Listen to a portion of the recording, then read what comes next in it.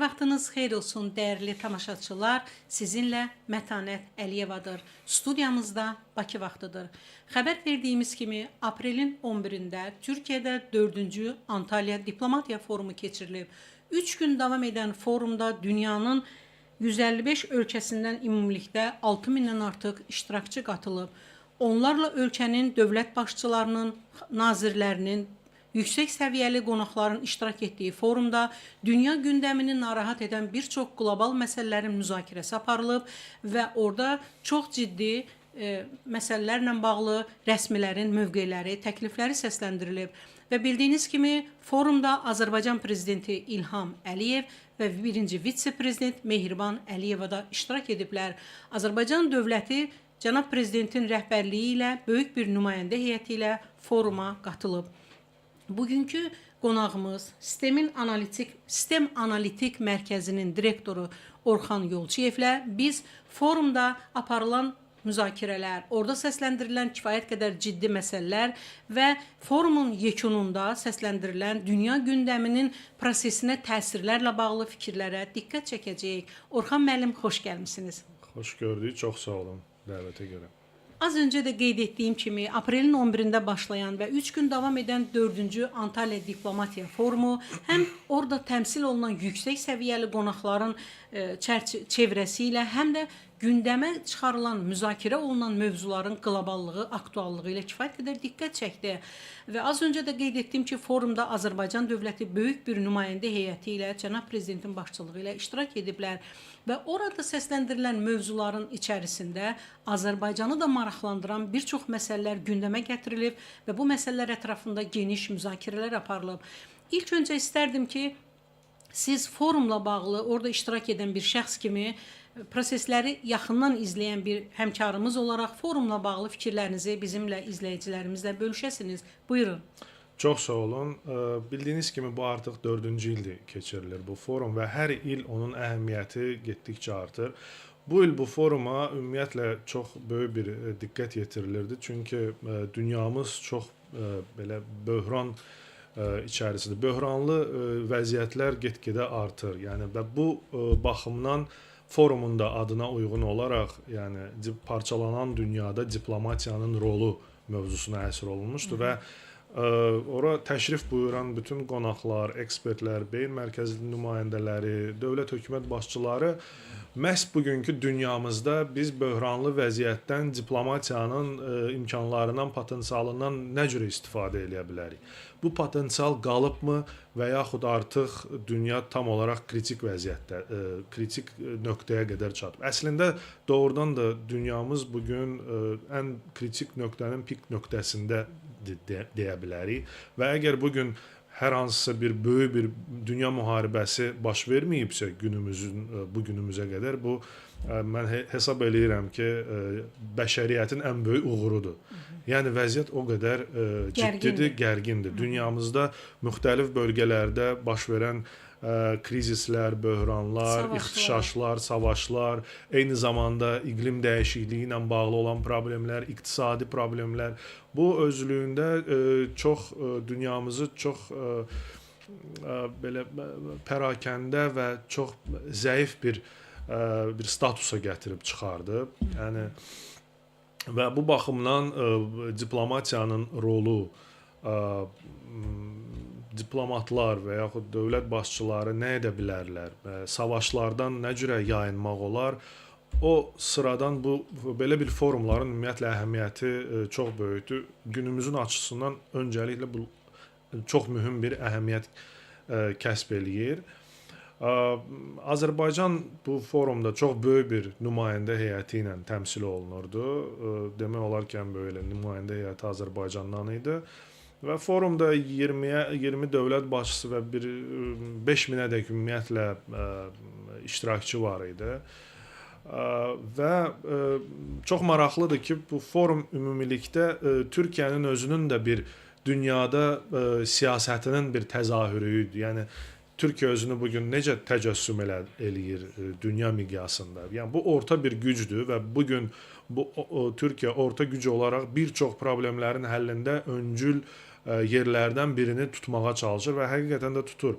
Afrikadan tutmuş Şərqi Asiyaya qədər bir çox bölgələrdə Türkiyənin mövqeyi hiss olunur. Ona görə də bu forumun özəlliklərindən biri odur ki, burada müxtəlif ixtişaşlarda olan krizis, böhran şəraitində olan tərəflər hamısının burada təmsilçiliyi var idi. Misal üçün həm Rusiyanın yüksək rütbəli şəxsləri və Ukraynanın yüksək rütbəli şəxsləri bu forumda iştirak edirlər.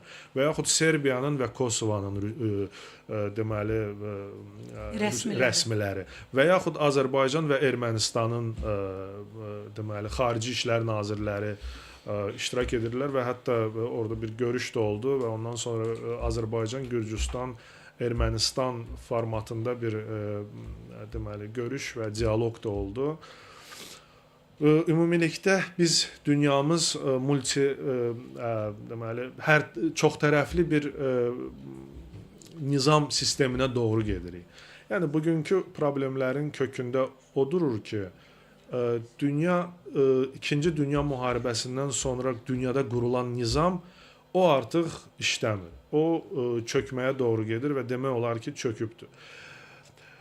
Və bugünkü problemlərin kökündə o durur ki, artıq köhnə dünya nizamı çöküb, yeni dünya nizamı formalaşmayıb və formalaşa bilmir. Və bu period arasında qalan, bu müddət arasında qalan o müddət bu özlüyündə gətirib bugünkü ixtişaşlara gətirib çıxardır və bu bugün bizim gördüyümüz istər Ukrayna olsun, istər yaxın şərqdə olan böhranlar bu yalnız bizim gördüyümüz böhranın çox cüzi bir hissəsidir. Yəni gələcəkdə əgər bu vəziyyət bu cürə qalsa daha böyük bir təlatümlər bizi gözləyir. Yəni dünyamızı daha böyük təlatümlər gözləyir. Biz görürük artıq İran ətrafında nə cürə gərgin vəziyyət yaranır və yaxud Afrika qitəsində nə cür bir çox dövlətlərdə deməli krizisli, böhranlı vəziyyətlər yaranır. Hesab edirəm ki, yəni Şimali Koreya ilə Cənubi Koreya arasında da müəyyən bir gərginlik hökm sürür və bu gətirib böyük bir böhrana çıxarda bilir. Yəni dünyamız bu günlərin bütün təlatümlərin ən fonunda bu dünya nizamının çöküşüdür. Ümumiyyətlə 1648-ci ildən bəri dünya sistemində bir 5 dünya sistemi mövcud olub. Yəni bu sonuncu Yalta-Potsdam sistemindən sonra ABŞ-ın bir hegemonluğu var idi. ABŞ və SSR dünyanı iki deməli qütb idarə eləyirdi və artıq 90-cı illərdən sonra bu bir bipolar sistemə keçid oldu və ABŞ-ın bir hegemonluğu var idi. Amma ABŞ artıq bu dünyamızı yəni bugünkü qanunlarla idarə eləyə bilmir. Yəni əgər Amerika Birləşmiş Ştatları sivilizasiyanın aparıcı ölkəsi kimi idisə, artıq o bu sahədə o öz rolunu oynaya bilmir və Çinlə baş-başa gələ bilir və bugünkü böhranların əsas səbəblərindən biri də ABŞ-la Çin arasında olan o çox güclü kritik bir rəqabətdir. Orxan müəllim, az əvvəl qeyd elədim ki, Azərbaycan dövləti İlham Əliyevin rəhbərliyi ilə böyük bir nümayəndə heyəti ilə qatıldı və orada Azərbaycanı yaxından ilgiləndirən, yaxından düşündürən və bir neçə məsələ müzakirəyə çıxarıldı. Biz bu müzakirələrə keçmədən öncə sizə belə bir sualla müraciət eləmək istəyirəm. Orada Azərbaycan prezidenti İlham Əliyev bir neçə görüşlər keçirdi və bu görüşlərin tərəfi olan tərəflər və Azərbaycan dövlətinin istər yerləşdiyi regionda, istərsə də dünya gündəmində rolunun və fəaliyyətinin artmasına diqqət çəkir. Məsələn, İlham Əliyevin Şimali Kipr Türk Cumhuriyyətinin prezidenti cənab Ersin Tatarla görüşü oldu təkbətək. Sonra Suriyada keçid hökumətinin lideri ilə təkbətək görüşü oldu. Bu Türkiyə paralel, Türkiyə dövlət cumhuriyyəti ilə, dövləti ilə paralel Azərbaycanın dünya gündəmində artan roluna bir işarədir. Ümumiyyətlə bu görüşlərlə bağlı nə demək istəyərdiniz? Ümumiyyətlə Azərbaycanın bu forumda çox böyük bir nümayəndə heyəti ilə iştirakı Azərbaycanın dünyada olan problemlərin həllində olan bir töhvəsinin də göstəricisidir. Yəni Azərbaycan ələxüsus da Qarabağ savaşından sonra Cənubi Qafqazda bir çox böyük bir güc mərkəzinə çevrilib. Lider dövlətə çevrilib və hazırda biz Türkiyə ilə birlikdə dünyanın müxtəlif bölgələrində birgə əməkdaşlıq edirik. Yəni bu böhranların həllidir və yaxud ümumi bir siyasətin, strategiyanın formalaşmasıdır. Yəni Azərbaycanla Türkiyənin əməkdaşlığı regional formatdan çıxıb artıq qlobal formata doğru irəliləyir.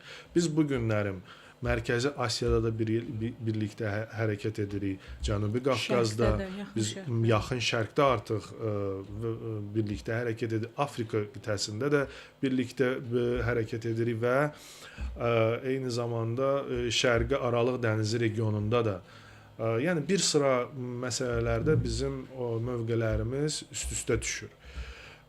Və cənab prezidentin də ümumilikdə Antalya forumu çərçivəsində keçirdiyi görüşlər də Azərbaycanın dünyada oynadığı, geosiyasi məkanda oynadığı rolunu göstərmiş oldu. Həm Rəcəb Tayyip Ərdoğanla, Türkiyə Respublikasının prezidenti Rəcəb Tayyip Ərdoğanla keçirilən görüşlərdə bu öz əksini tapdı. Bundan savayı siz qeyd elədiyiniz kimi Şimali Kipr Türk Cümhuriyyətinin prezidenti ilə görüş oldu və bu son zamanlar Şimali Kipr məsələsində olan o böhranlı vəziyyətlə bağlı, yəni bu nəzərdən ona diqqət yetirsək, Azərbaycanın bir dəstəyi oldu. Yəni biz Şimali Kiprlı qardaşlarımızın yanındayıq. Bu onun bir təcəssümü idi. Yəni bilirsiniz, son vaxtlar Şimali Kiprlə bağlı müəyyən bir məsələlər var. O cümlədən Mərkəzi Asiya dövlətlərinin səfirliyi açması, ondan sonra Avropa Birliyi Mərkəzi Asiya sammiti oldu. Təxminən eyni bu forumla eyni vaxtda düşdü, biraz əvvəl oldu və orada çox belə ciddi qərarlar, yəni Türkiyədə bu sual doğuracaq bir qərarlar qəbul olundu və Türk birliyinə də bir müəyyən bir zəifliyinin elementləri kimi bunu şərh eləyirdilər müəyyən ekspertlər Türkiyədə. Amma Azərbaycan prezidentinin Şimali Kipr Türk Cümhuriyyətinin prezidenti ilə görüşü bu Azərbaycanın ümumilikdə xarici siyasətdə strategiyası, onun hücum diplomatiyasının təzahürü, onun eyni zamanda hər zaman öz deməli maraqlarından çıxış edərək öz milli maraqlarının qorunması baxımından izah oluna bilər. Yəni bu eyni zamanda həmin o Mərkəzi Asiya dövlətlərinə də bir nümunə oldu. Yəni xarici siyasətdə nə cür addımlar atılmalıdır. Siz az əvvəl qeyd elədiniz. Türk dövlətləri təşkilatına daxil olan Türkmənistan, Qazaxıstan və Özbəkistan Cənubi Kiprdə, Yunan Kiprində səfirlik açdılar. Və bu məsələ ilə bağlı orada hər hansı bir formada müzakirələr oldu mu? Ümumiyyətlə bu məsələyə toxunuldu mu? Buyurun. Bəli, bu məsələ ümumiyyətlə çox böyük bir suallar doğurdu Türkiyənin bu ekspert gündəmində, mediada çox danışıldı və günümüzdə də elə bu günlərimdə bu müzakirə mövzusudur. Yəni bunu əslində biz Mərkəzi Asiya dövlətlərinin müəyyən bir özlərinin də xarici siyasət strategiyasından çıxışı kimi qəbul eləmək lazımdır. Yəni hazırki dövrdə bu dövlətlərin bir çox hallarda böyük aktorlardan, böyük güclərdən asılıdırlar. Rusiya olsun, Çin olsun və yaxud Avropa Birliyi, hansı ki hazırki zamanda Mərkəzi Asiya dövlətlərinə böyük yatırımlar böyük yatırımlar eləməyə hazırlaşır. Və Türkiyənin biz gərək burada mövqeyindən də bir diqqət verək. Misal üçün Türkiyənin xarici siyasət strategiyasında heç zaman öz deməli müttəfiqlərinə və yaxud strateji partnyorlara heç vaxt bir baskı olmayıb ki, siz Şimali Kipr Türk Cümhuriyyətini tanımalısınız. Yəni Türkiyə bunu özü tanıyıb və bu bugünkü zamanda, bugünkü geosiyasi məqamda bu normal bir şeydir. Sadəcə bu dövlətlərin hazırda Şimali Kiprlə əlaqələrinin genişləndirməyi, eyni zamanda Avropa Birliyi Mərkəzi Asiya Sammitinin yekununda qəbul olunan bəyannamədə bu məsələnin öz əksini tapmağı Türkiyənin biraz müəyyən deməli dairələri, ekspert cəmiyyəsini, elə hökumət nümayəndələrini də biraz çaşbaş saldı. Yəni onlar gözləmirdilər açığı. Eyni zamanda Şimali Kipr Türk Cümhuriyyətinin də prezidentinin də bunu gözlənilməz bir addım idi. Hətta mən onunla belə şəxsi danışığımız da oldu çox qısa, ayaqüstü və o da bildirdi ki, biz açığı gözləmirdik ki, belə bir hal baş verər. Belə bir hal baş verər, bəli. Amma yenə də bu hazırki məqam, yəni Şimali Kipr Türk Cümhuriyyətinin ümumiyyətlə tanınması gələcəkdə bu Türkiyənin dünyada artan roluna birbaşa bağlı olacaq. Yəni Türkiyə hegemon dövlət olduğu zaman dünyada bu məsələ avtomatik olaraq öz həllini tapacaq. Eyni zamanda mən bir məsələni də vurğulamaq istərdim. Cənab prezident İlham Əliyev Suriya keçici hökumətinin də lideri Əhməd Əş-Şara ilə görüşdü. Bu çox vacib məqamdır və Azərbaycanın hazırda Orta Doğuda, bu Yaxın Şərqdə öz mövqelərinin artırılmasının bir göstəricisidir. Yəni artıq biz Yaxın Şərqdə Türkiyə ilə birlikdə ortaq layihələrə, ortaq əməkdaşlığa başlayırıq. Eyni zamanda bu Türk dilli xalqların, o cümlədən türkmanların irsinin qorunması baxımından çox vacib bir şeydir. Yəni biz ortaq Türk birliyinə belə demək mümkünsə biz yəni yiyə durmuş oluruq. Yəni sahib çıxırıq. Bu Azərbaycanın məhz artan rolunun göstəricisidir. Dünya miqyasında artan rolunun göstəricisidir. Və bu artıq çox bariz formada, tək formda deyil, ümumiyyətlə gündəmdə görünür. Əlbəttə, gündəmdə görünür. Azərbaycan təkcə Suriya ilə deyil, İraqla da çox ciddi əlaqələri var. Eyni zamanda İraq Kürdistanı ilə də çox ciddi bizim enerji sahəsində və hazırda logistika sahəsində gələcəkdə çox böyük bir əlaqələrimiz olacaq, əməkdaşlığımız olacaq. Və getdikcə bu sahə, bu mövqeyimiz artmaqda davam edir. Orxan müəllim, biz proqramın əvvəlində qeyd elədik ki, forumda Azərbaycanla bağlı bir sıra məsələlər gündəmə gətirilib, orada müzakirə olunub. Bunlardan biri də Qərbi Azərbaycanlılarla bağlı məsələdir. Orada təmsil olunan nümayəndə heyətinin bəzi üzvləri tərəfindən bu məsələlər qaldırılıb və bu istiqamətdə müzakirələr aparılıb. Biz bunu Milli Məclisin deputatı Əziz Ələkbərlinin orada səsləndirdiyi fikirlərdən istəyirəm siz öz düşüncələrinizi izləyicilərimizlə paylaşasınız. Ümumiyyətlə, orada qaldırılan Qərbi Azərbaycanlılarla bağlı məsələlər necə qarşılanırdı? Müzakirələrdə mövqeləri necə müşahidə edirdiniz? Buyurun.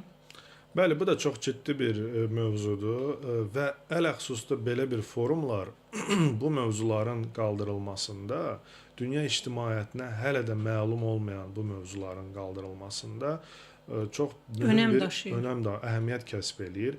Çünki Qərbi Azərbaycanlıların ümumiyyətlə Qərbi Azərbaycana qayıdışı bunu biz bilirik. Akademik dairələrdir, ümumiyyətlə bütün bizim dövlət səviyyəsində və yaxud cəmiyyətdə bizim xəbərimiz var. Amma dünyada bu barədə ümumiyyətlə xəbərləri yoxdur. Hətta Türkiyənin özündə də bir sıra beyin mərkəzlərinin bunu dərindən heç kəs araşdırmayıb bu mövzunu. Azərbaycanlıların Zəngəzura qayıdışı bu bizim təbii haqqımızdır. Yəni həm tarixi haqqımızdır, həm təbii haqqımızdır. Və bu mövzu belə bir forumlarda çox daha tez-tez qabardılması çox vacib bir məsələdir. Və çox qürurvericidir ki, məhz Azərbaycanın, Qərbi Azərbaycan icması orada nümayəndə heyəti ilə təmsil olunub. Əziz müəllim Ələkbərli orada bizim bu sahədə gördüyümüz işlər, Azərbaycanlıların ümumiyyətlə Ermənistana qayıdışı ilə bağlı tarixi və hüquqi aspektləri barədə məlumatlarla çıxışı hesab edirəm ki, çox bir qaranlıq səhifələrə bir işıq vermiş oldu bu sahədə. Yəni bu mövzu bilirsiniz, bizim üçün də çox həssas mövzudur. Azərbaycanlılar 87-ci ilin sonlarından bəri Ermənistandan 250 min 300 min Azərbaycanlı oradan qovulub etnik deməli təmizləmə siyasətinə məruz qalıblar. Və ondan sonra artıq bu gəldi özünü Qarabağda göstərdi və artıq Qarabağdan da bizi etnik təmizləmə siyasətini gördü və bu günlərim artıq Azərbaycan haqq ədaləti bərpa elədi. Qarabağ bizim ərazimizə geri qaytarıldı. Azərbaycanın suveren ərazisinin tərkib hissəsi, yenidən tərkib hissəsi oldu.